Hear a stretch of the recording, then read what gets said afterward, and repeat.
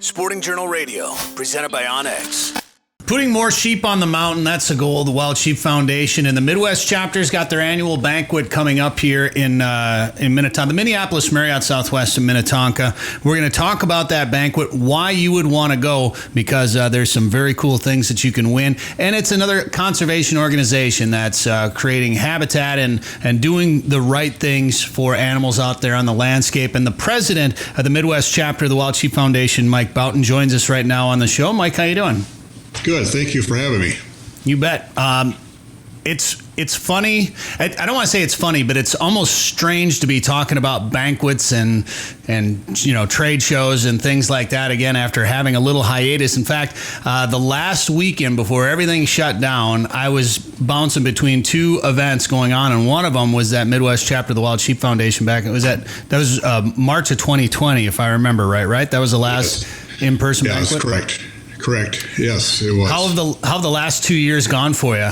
Well, we've been okay. This past year, 2021, we had an online auction, raffles, and fortunately, we did actually quite well. So that's great that members and others are supporting us and enable us to still do our funding, make some money, and support our mission statement, and that's basically the well-being of wild sheep in North America. I want to talk a little bit more about what the Wild Sheep Foundation does and what your chapter does locally, but let's talk about the banquet, March 25 and 26. First of all, you're giving away a Dall sheep hunt. Somebody there is going to get a Dall sheep hunt? Yeah, there's going to be a lucky winner.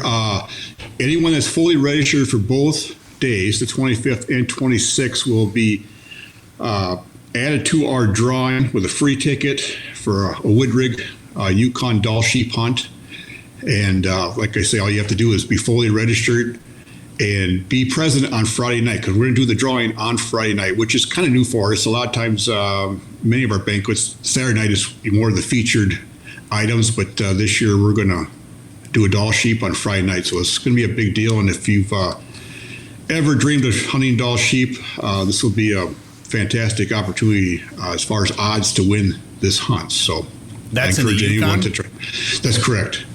So, I mean, yeah, Dall sheep hunt is great, and obviously that's a big deal, but just being able to go hunt in the Yukon itself, what an adventure. It is. It's a once-in-a-lifetime hunt. There's no question about that. All right, you've got some speakers. I want to make sure we mention who you've got speaking, because you got a big name that a lot of people in the conservation circles have heard before, and then you've got somebody else that's got a really unique story. Tell us about your speakers. Our keynote speaker on Saturday night, his name is Shane Mahoney. He's from Newfoundland, and he's president and CEO of Conservation Visions. He's a leading voice, I was going to say in North America, but he's actually a leading voice in the world on conservation, the well-being of wildlife, and we're really looking forward to having him speak on. He'll be at the event both days, but on Saturday night, he'll be our keynote speaker. I'm trying to remember there was a video of him doing a speech a couple years ago that was going around the internet. Do you remember the speech I'm talking about? That's where I first learned about him, and it was a completely viral video, took the internet by storm, and it was all about conservation essentially. Right. And sure. I'm sure a lot of people knew him before that, but I think that video really put him on the map. Yeah, I've heard him speak a number of times, and always capturing as far as his content, his knowledge, and just interesting to hear him and lead those conversations. The other person you have speaking, when you told me about this, I said you gotta try to get him for my show. I gotta have this guy tell this story on this show, and we'll make him come to your banquet and watch him speak in person first. But I'm gonna try to get him for this show. Tell me about Bill Hanlon. Well, I'm going to do the best I can. I've spoke with Bill on the phone. I've never met Bill, but I have talked to people that have heard his presentation, and they say it's fantastic. But what took place was he drew a Dall sheep hunt with a couple of hunting companions, either in northern BC or southern Yukon on that border. And while they were on their hunt, they came upon the remains of an ancient skeleton. At the time, I don't think they knew exactly what they had found, but their interest was certainly piqued. They came out after the hunt, informed authorities and such, and the story from that time period now has really evolved. They've learned more, but it's a fantastic story and I believe the remains are 300 or 400 years old. Wow. There's a lot of history to it. They found some other artifacts that are interesting. I've heard part of the story, but I know there's a presentation that will be given at the same time. So obviously lots of pictures, and Bill will be obviously that will be Friday night at our banquet. So we're really looking forward to that. Now, I don't want to give away all the details in his story, but can we talk about the coat that they found with him, or is that a secret? I don't think it's a secret, but it's fascinating, isn't it? Yeah, it's unbelievable, and a hat that. The hat, yeah.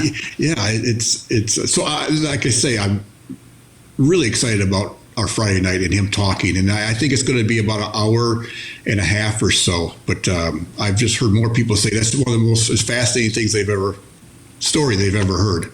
Well, because Gray Thornton's going to be there too, right? That's right. Gray, our president and CEO of Nationals Wild Sheep Foundation, will be present and speaking. And actually, Gray is an individual I spoke with. Bill spoke at one of the national conventions a few years ago, and Gray said it's absolutely fantastic presentation. Yeah, he had a lot of things to say about it. Because, you think about, like, Shane Mahoney, that makes a lot of sense. Yeah. Last time I was there, Billy Moles was one of the guys that spoke. Billy's awesome.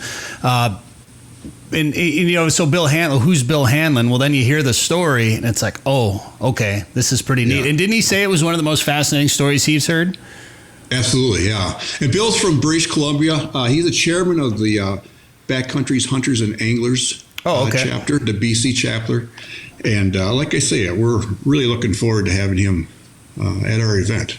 That's cool. That's great. Yeah. All right. It's a sheep hunting story. That's kind of course. Ironic. That's a sheep hunting story that's turned into much more than that. So let's talk about why somebody might be interested in a sheep hunt. For those out there, I mean, obviously some people definitely know what a sheep hunt entails, but for those watching or listening to this right now that say, why a sheep hunt? Why would I want to go on a sheep hunt? You've gone on a couple of sheep hunts, including one in Kazakhstan. Is that right? I have, yeah. I've been on numerous hunts, been very fortunate. Sheep hunting is it's hard to explain. I think sometimes it reminds me of maybe running a marathon. Prior to it and after, it really it gets into your blood. You either probably love it, can't get enough of it, or it's really not for you. But there's something about being in sheep country and the high elevations that really is pulling. It's rewarding. It's difficult. It's frustrating, but without question, the most rewarding hunting that I feel that there is.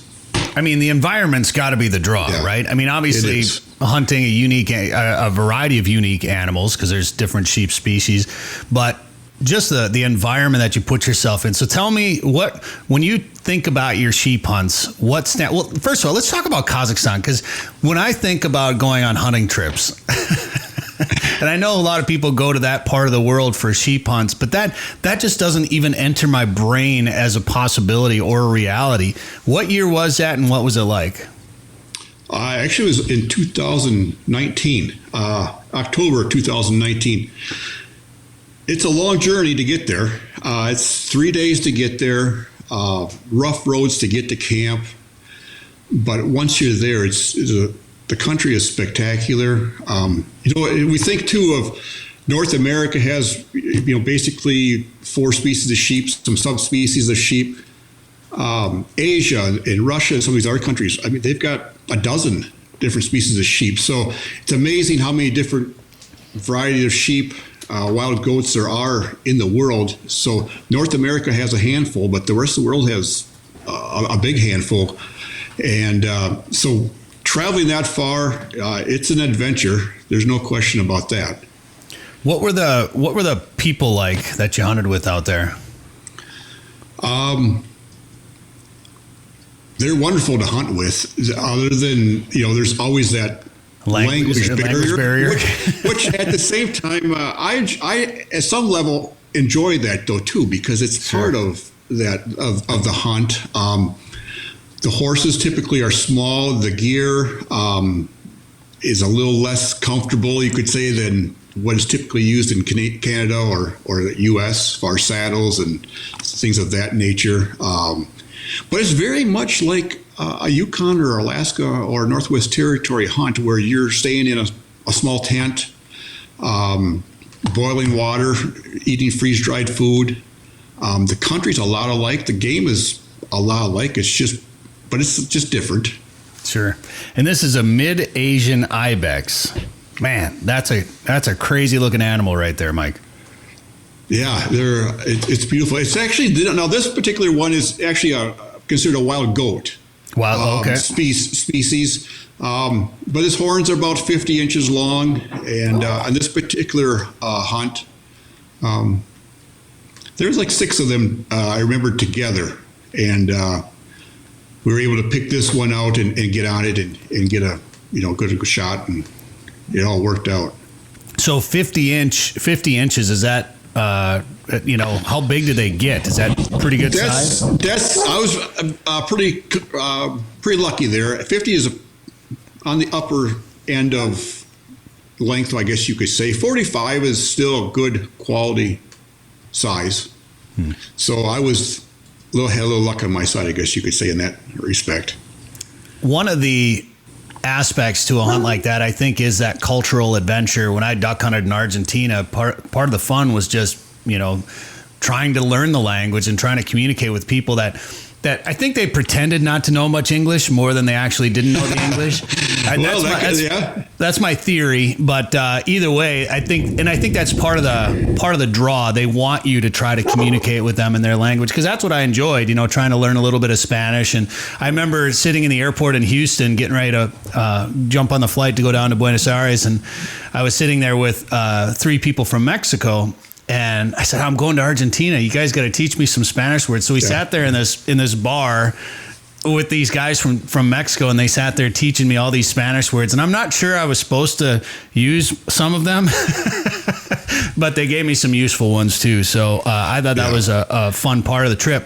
And then you also you went to British Columbia and shot a stone sheep that we got a picture of here. British Columbia, I spent a lot of time in Canada. I haven't been to BC before, but that seems like a beautiful province.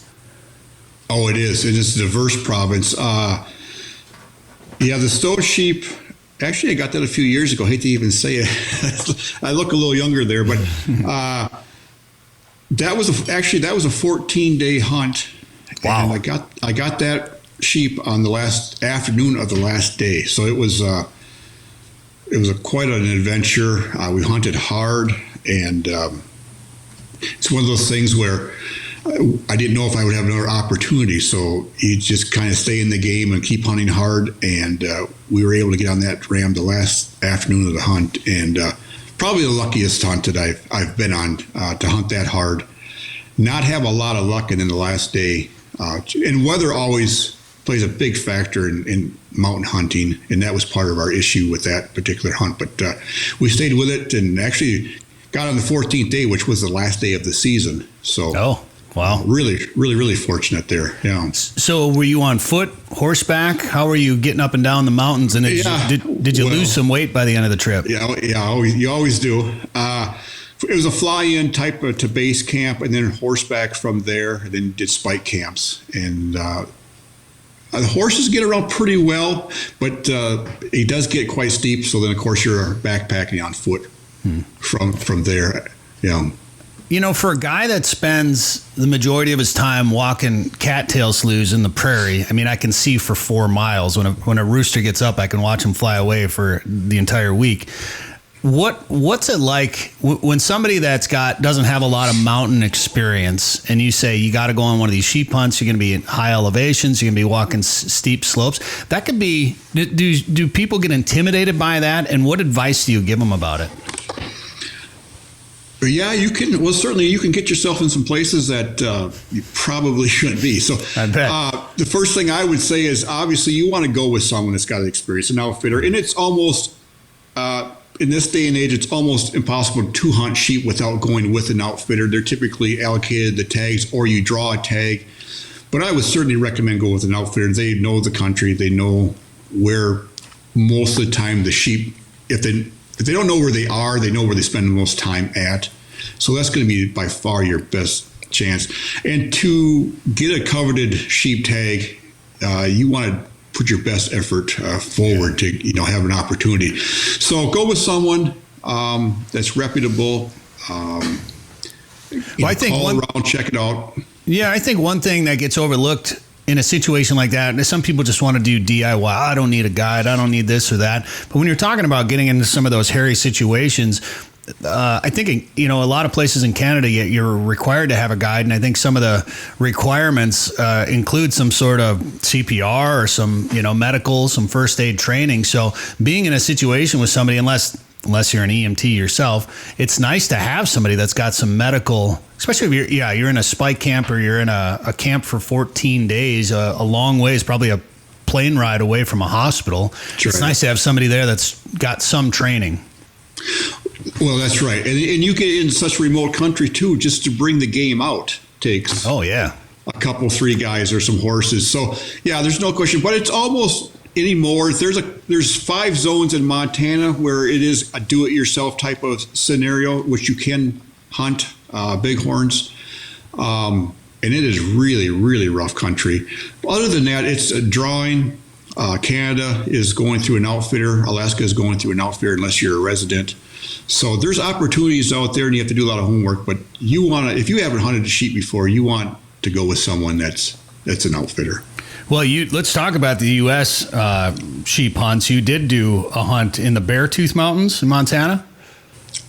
2 years the COVID year, 2020. Okay. Everything was shut down. Yeah, and that's like you were saying, that is a do-it-yourself type of hunt. There's 5 zones in Montana. They're called the unlimited zones. It's 100% draw, but there's a quota. So you hunt, you have to call in to the fish and game department every 48 hours and check to see if the quota, if the quota has been met. If it's been met, they close the season and you're walking out. If the quota hasn't met, you carry on and you keep hunting. Some years the quota's met quite quickly, and some years it simply isn't met. And it's just difficult hunting. There's not a lot of sheep, but it's an opportunity to sheep hunt. And if you have the passion to sheep hunt, that's an opportunity. That's pretty neat. The closest I've come is I've bow hunted in the Badlands in western North Dakota, and I've come across sheep in some of those hills when I've been back there, real close. They don't get hunted real hard. They don't have a real big fear of people, obviously, and so they just kind of sat there, browsing, staring at me a little bit. Like, it's a pretty cool experience. It's such neat country that you find yourself in chasing these animals around. Right. That's right. In fact, in North Dakota, I believe there's 5 tags, and there's a state tag. And actually, at our banquet, we will sell our North Dakota state bighorn tag, and that buyer then can hunt throughout the region of North Dakota and throughout the fall. So that tag gives the hunter quite a bit of opportunity throughout the fall to hunt. And I think there's 4 or 5 then resident draw tags. Yeah, I think you're right. North Dakota. And South Dakota just started doing something similar a few years ago too, right?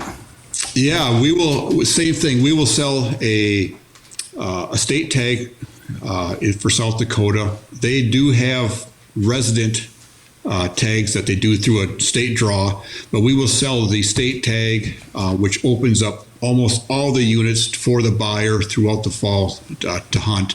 And this year, actually, for a first time, a non-resident with this tag will be able to hunt in Custer State Park. So it's a pretty significant deal as far as there's some big rams in that state park and throughout the state. But it's going to be another opportunity for the buyer to hunt. Those tags garner some serious attention and some serious money. I've seen a couple of those auctions go, and I'm like, holy smokes. Yeah, This is nuts. Where does that money go? That money goes to wildlife conservation. Some of the states, 100% of the proceeds from the sale of that bighorn tag will go to sheep conservation. In South Dakota, it's a split between sheep and the remaining wildlife, but it all goes to wildlife conservation. And that's the objective of the Wild Sheep Foundation. Right. That's right, yeah. Talk about some of the work that they do with the organization. Yeah, well, our chapter, in the beginning, our founders put our chapter together to do conservation work, for the well-being of wild sheep. And we were one of the earlier chapters to be put together, but even though we are in the Midwest, there was a handful of serious big game hunters and mountain hunters here in the Midwest that put the chapter together.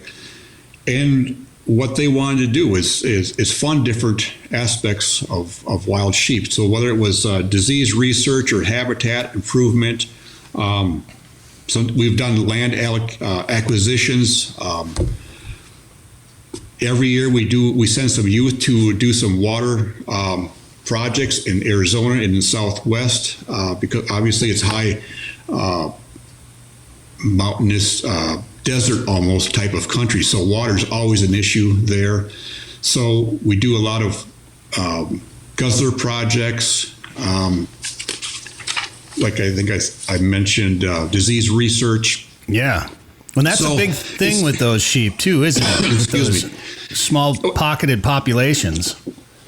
It is. They're really struggling to.